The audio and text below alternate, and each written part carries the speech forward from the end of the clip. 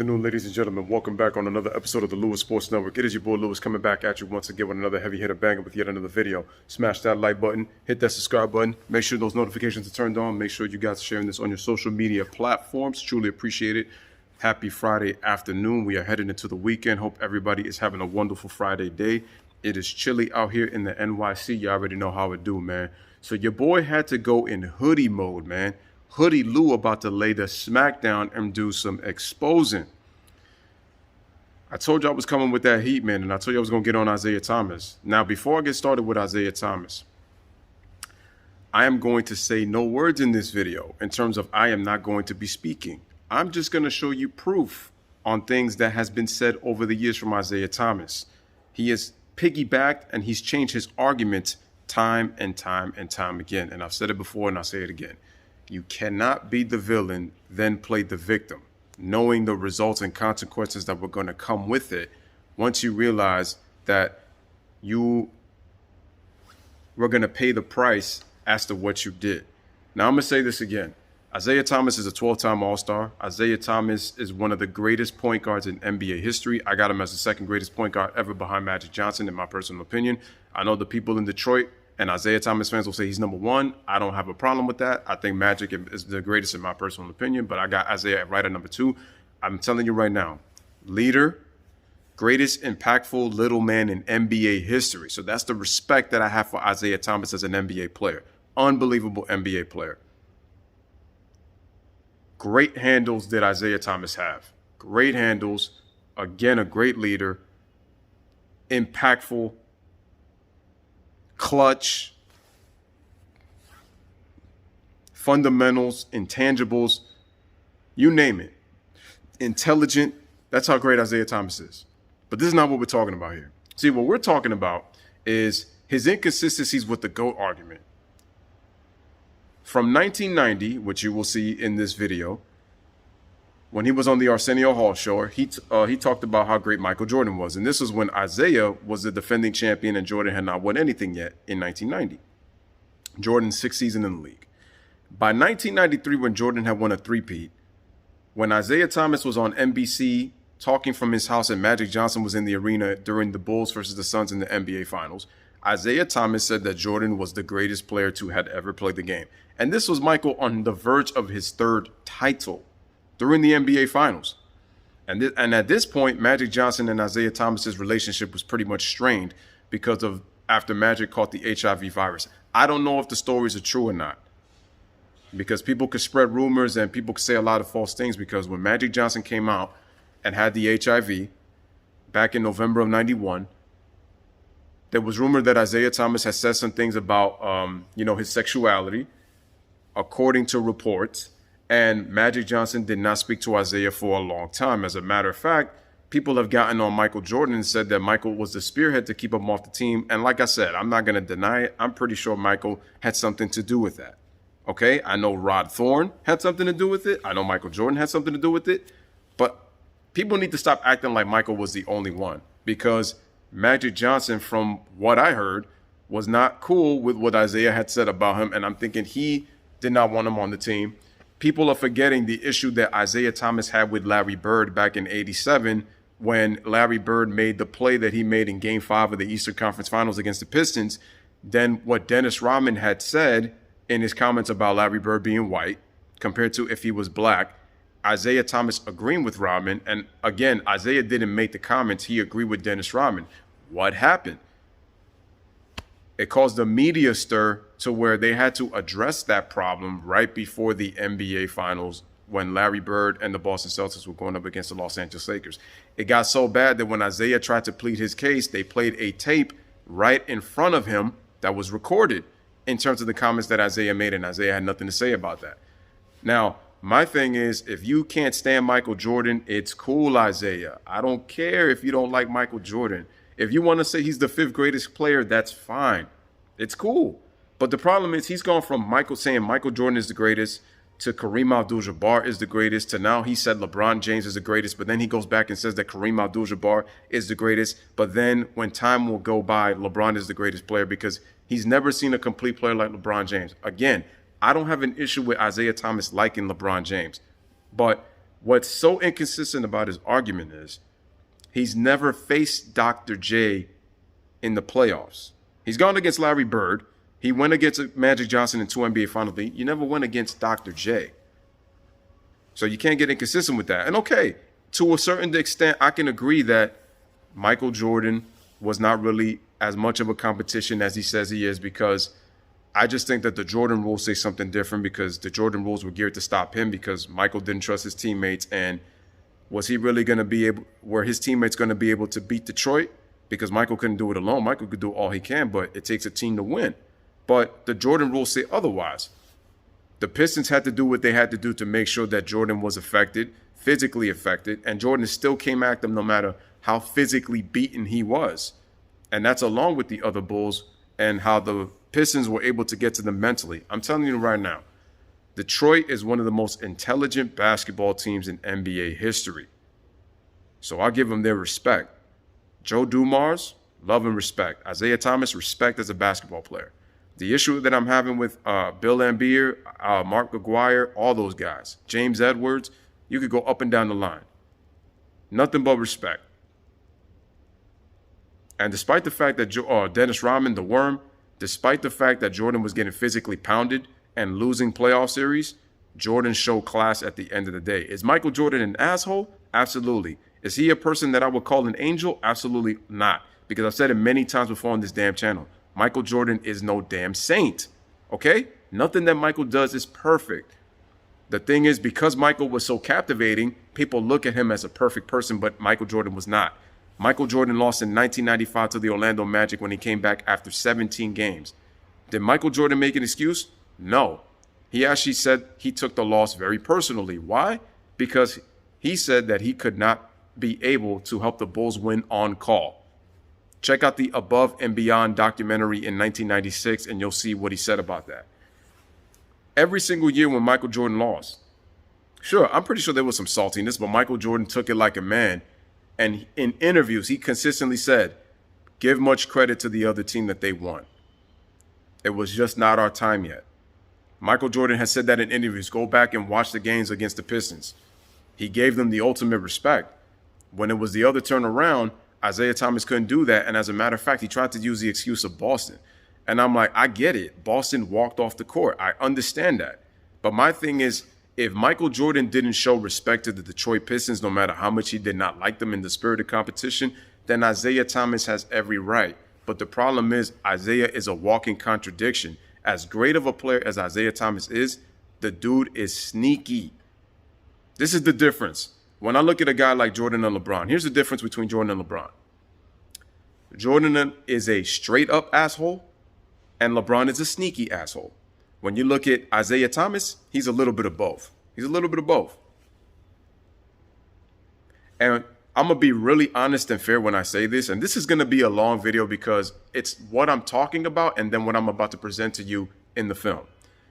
Jordan, Isiah, and LeBron got to be the three most insecure dudes in NBA history. Jordan, Isiah Thomas, and LeBron James have got to be the three most insecure dudes in NBA history. And all of them are insecure in their own way. Those are facts. Not lies, those are facts. Don't care what anybody says. Jordan, Isiah Thomas, the OG Isiah Thomas, and LeBron James are the three most insecure cats in NBA history. And if you look at Isiah Thomas right now, he's just inconsistent. And he goes back and forth, and you're going to see in this video. So, ladies and gentlemen, I know this was a long video, but guess what? I got more to show you. So grab some snacks, binge watch, and enjoy. This is Lewis Sports Network telling you, bless up, live, laugh, love. Thank you guys for being a part of the video, watching the video, and I will show you the proof in the video. Now, whether you agree or disagree, I appreciate if you give it a thumbs up, subscribe to the channel if you're new, and like I said, much respect to you. Keep it respectful in the comment section. You don't have to agree with me, but keep it respectful. That's all I'm saying. All right, man. Deuces. Greatest player of all time. For so many reasons.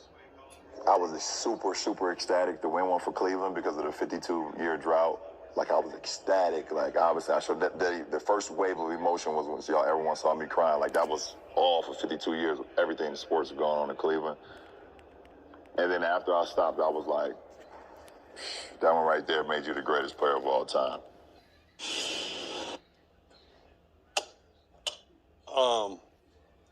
I've never heard one of the greatest say they were the greatest of all time. That was very interesting to me. Kevin, what are your thoughts? Oof, man. You know what? It's one thing. We all sit at this table all the time and sing his praises. Yeah. I think LeBron is a great player. Yeah. I just think that's disrespectful, honestly, to Bill Russell. What did Bill Russell do? Won every time. He said, all right, fellas, you want to win? Come with me. We'll go on the floor. That's what this game's all about. Kareem Abdul-Jabbar. Yeah. I mean, and he was great on top all levels, though, Kareem. The best in high school, the best in college, and the best in the pros. That's what I'm saying. Michael. I mean, there's just so many. Two of my good, Larry and Magic. I mean, just led teams and turned the league around. You don't need to say that about yourself. Let other people say that for you. I mean, I was kind of surprised because I had read about it. That's the first time I had actually heard him say it. It made me the GOAT. I'm like, damn. Tell us how you really feel. Yeah, I was like, okay, I love the kid. I think he's a great player. I think he's been great for the game. But let other people say that for you. To me, it's just disrespectful for a lot of people that came before you that were great players. And you said it to begin with, Chris. You can't compare eras and all that stuff. All these guys have been so great in their era. I just didn't like. I didn't like the way that sounded to me. Just didn't like it. LeBron. But I'm going to call a timeout on this one. Because, and I'll speak definitely to LeBron, or I'll say it to his face, but you never, there's a certain thing about greatness that demands that you have humility with greatness. Now, I've never heard, even though we argue about Michael Jordan being the greatest of all time, or Kareem Abdul-Jabbar being the greatest of all time, LeBron James being the greatest of all time, we have those arguments in debate. I have never heard Michael Jordan say he's the greatest of all time. Yeah. Even though he may think that, even though Kareem may think that, right? You just don't come out and say that. Now, in this era, maybe it's okay for people to come out and say that. All I know, if I was in the league right now, and you talking about you the greatest of all time, dude, I'm getting ready to do you. I'm coming at you. Like, and you may be, but to say that is just totally disrespectful to me as one of your competitors, as one of your teammates, as someone in your generation right now. It's just, you don't come out and say that. So with greatness, there's a certain amount of humility that goes with that. Now, somebody will probably come back and say, well, Muhammad Ali said I'm the greatest, but that was a single man sport. Yeah, individual sport. That was an individual sport. Yeah. Tiger Woods can make the argument he's the greatest because it's single. Yeah. But when you saying, and by the way, Muhammad Ali was saying he the greatest because, he was getting in the ring and he knocked you out.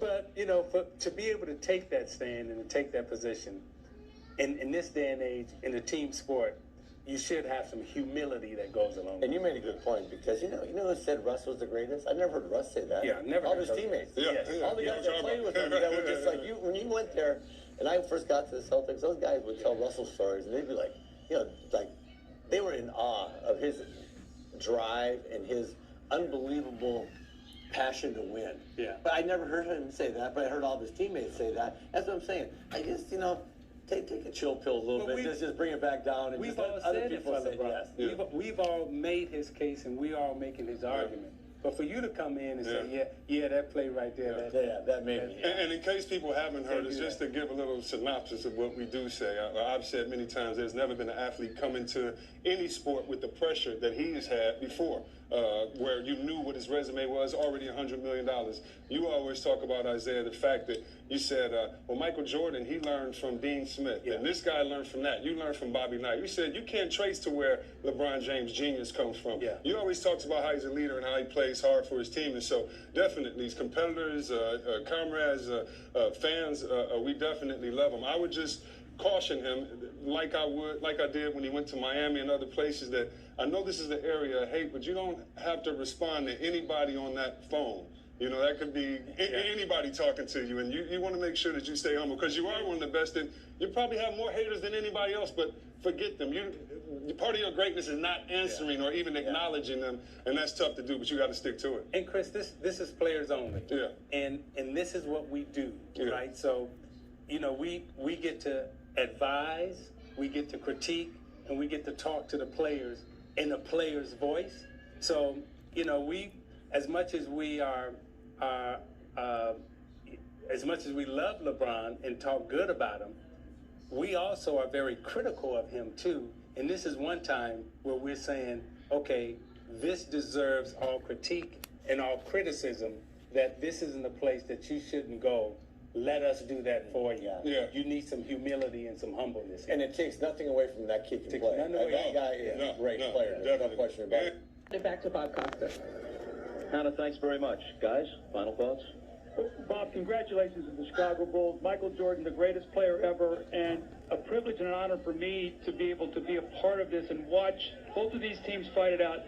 But Chicago is just fabulous, and congratulations once again to them. Zeke? I'd like to say congratulations to Chicago also. Michael Jordan is truly the greatest of all time.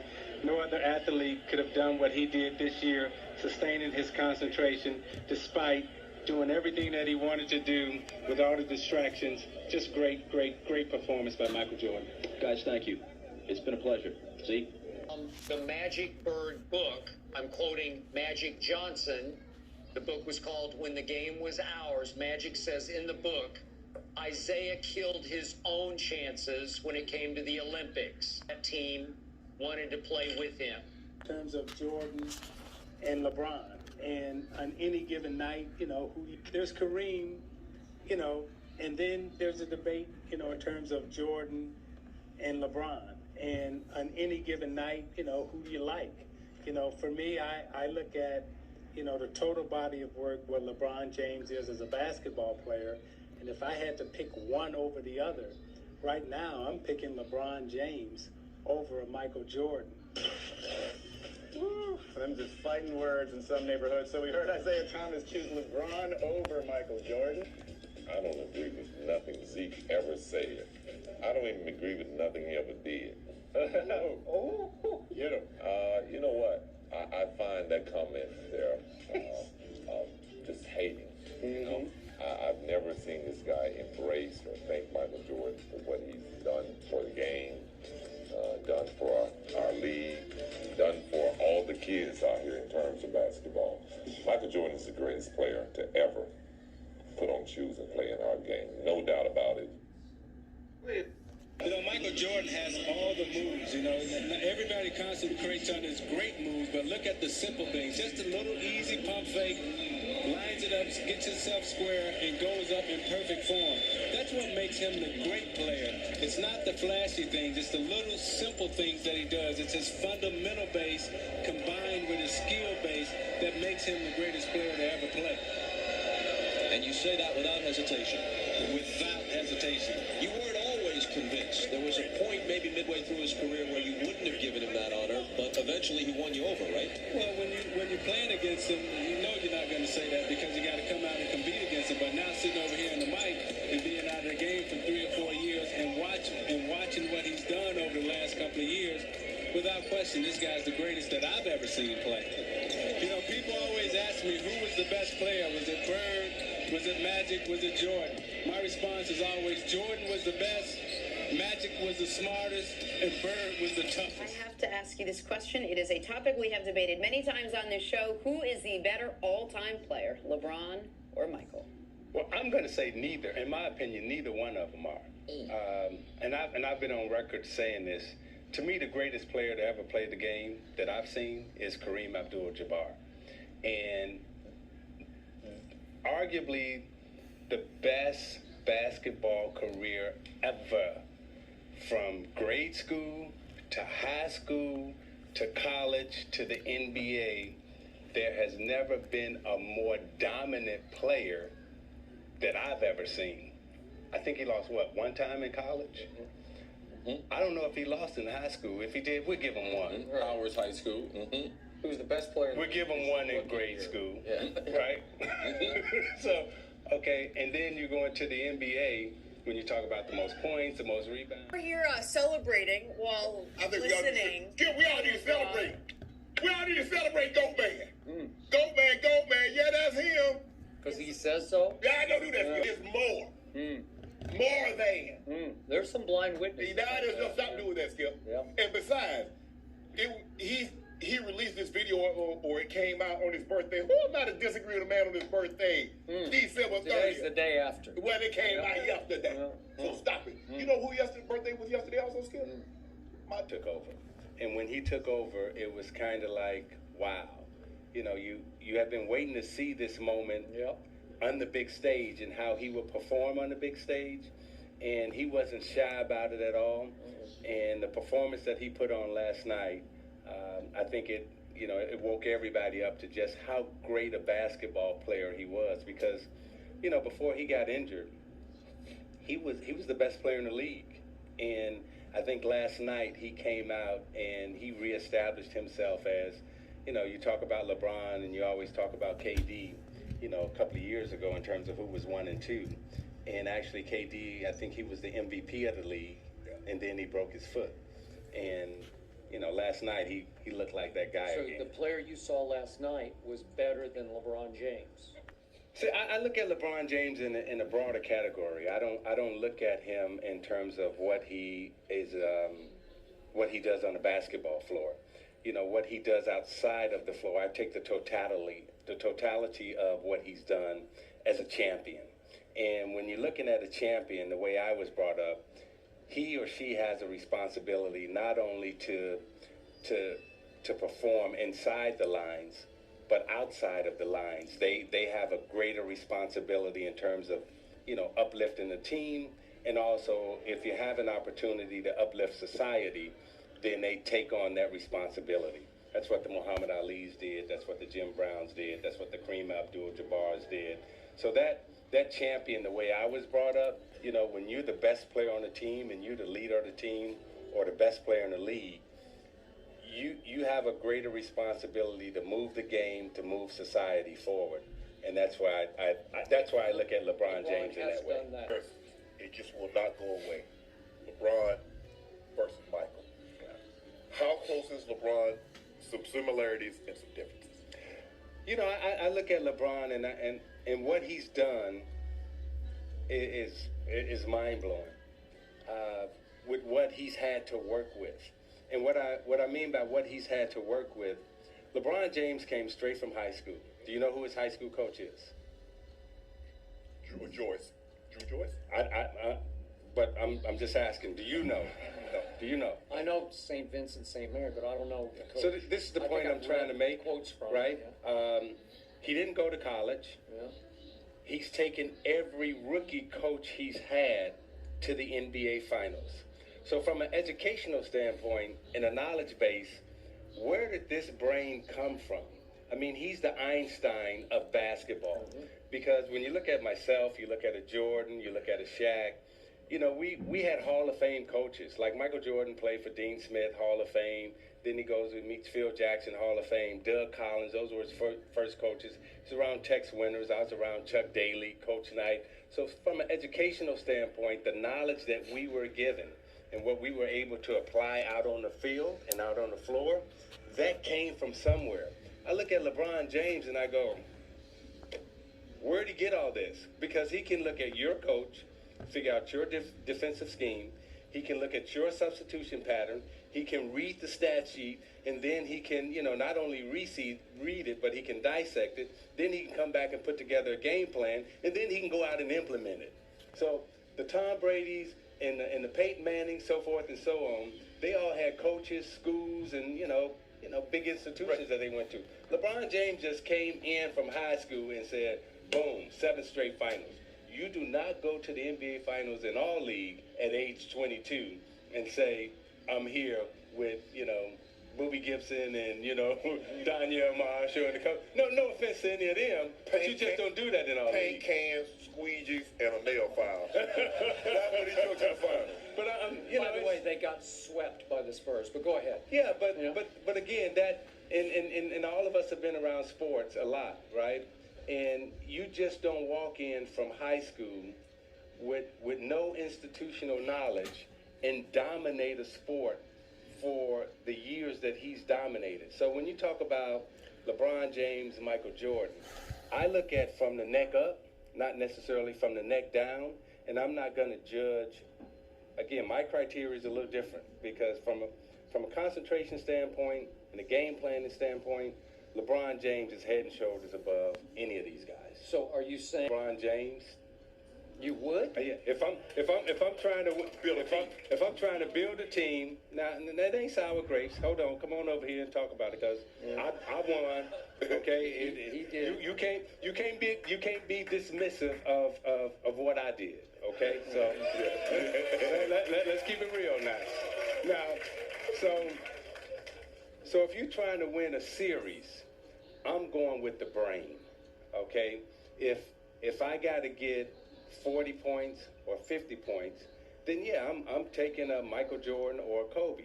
But the greatest player to ever play this game is Kareem Abdul-Jabbar, and we are dismissive of Kareem because every single stat that you throw up, he's at the top. So when we talk about the greatest to ever do it, you know, Kareem is the one who's at the top How much of the did bar. Magic have to do with Kareem's success? Magic Johnson never won an NBA championship without Kareem Abdul-Jabbar. So let's turn that question around, right? Kareem had won one without Magic, pre-Magic, with Oscar. So Kareem lost one game in high school. One game in college. Kareem lost one game in college. 81. To Elvin Hayes. And he didn't go hardship, right? He lost he one went game. all the way. So you're talking about from 1971, he was in the NBA Finals. Yeah. His last NBA Finals was against the Detroit Pistons in 1989. Okay? So when you talk about domination and dominating the sport, he did it for 2 decades. Magic Johnson, if he was sitting here with us today, he would gladly defer to Kareem. Say are the 5 toughest players that you've had to face. Again, you know, and you can just go by the winning records, right? You know, Magic, Kareem, Okay. Bird, Dr. J, and then I would say Jordan. Look, I believe, knowing you the little bit that I do, you're speaking like, you have to understand, when I came in 81, the Lakers and the Celtics basically dominated.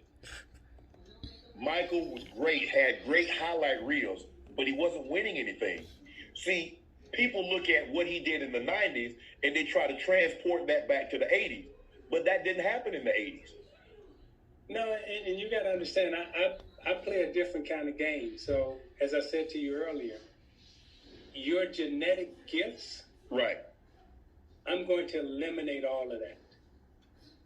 And now we're going to play basketball, and it's going to be about our mental stamina. You know, because I can't jump higher than some. I can't out height some. I can't outweight some.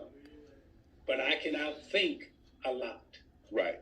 I know it's hard, but you played in arguably the greatest era, the 80s, that we've seen. How would you rank Bad Boy Pistons, Showtime Lakers, the Big Three Celtics, the Bulls at the tail end, although they didn't win, they did to you what you had did to the Celtics and the Lakers. They were stalking from an outside position. How would you rank the dynasties of the 80s? So you'd have to rank the Lakers, Celtics, arguably 1 or 2, okay. 1A, 1B, depending on, do you like vanilla ice cream or chocolate ice cream? But it's still ice cream, Right. And in Philly, that period of time with Moses and Dr. J, in the 80s, you got to give them their respect too. Mm-hmm. I think we would probably be, in the 80s, we would be somewhere in there as a basketball team. Now, talent-wise, the Lakers, the Celtics, the 76ers, we could not compete with their talent. Mm-hmm. But as a basketball team, as a unit, I would venture to say that our basketball team as a unit was just as good as their teams. I respect Isiah Thomas's talent. To me, the best point guard of all time is Magic Johnson, and right behind him is Isiah Thomas. No matter how much I hate him, I respect his game.